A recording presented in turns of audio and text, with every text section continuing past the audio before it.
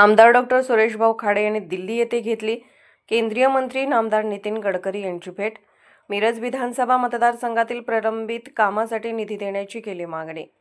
सांगली जिल्ह्याचे माजी पालकमंत्री व मिरज मतदारसंघाचे विद्यमान लोकप्रिय आमदार डॉक्टर सुरेशभाऊ खाडे यांनी मंगळवारी नवी दिल्ली येथे केंद्रीय रस्ते वाहतूक मंत्री नामदार नितीन गडकरी यांची भेट घेऊन चर्चा केली व मिरज मतदारसंघातील आवश्यक व प्रलंबित कामासाठी निधी मंजूर करण्याची मागणी केली।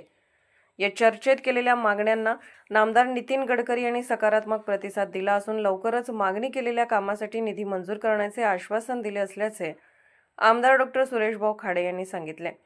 केंद्रीय मंत्री नामदार नितीन गडकरी यांच्याशी झालेल्या चर्चेत राष्ट्रीय महामार्ग क्रमांक 160 सिन्नर अहमदनगर दौंड दहिवडी विटा तालुका सगाव मिरज म्हैसाळ ते कर्नाटक राज्य सीमा या मार्गावरील काकडवाडी मिरज म्हैसाळ ते कर्नाटक सीमा या प्रलंबित कामासाठी तातडीने निधी मंजूर करावा, तसेच मिरज पंढरपूर रस्त्यावरील टांग फाट्यालगत असलेल्या ओढ्यावर 6 पदरी नवीन पूल बांधण्यासाठी निधी उपलब्ध करून द्यावा अशी मागणी आमदार डॉक्टर सुरेशभाऊ खाडे यांनी केली। मिरज मतदारसंघातील प्रलंबित व आवश्यक कामे लवकरच पूर्ण होतील असे आश्वासन आमदार गडकरी यांनी दिल्याचे आमदार खाडे यांनी सांगितले।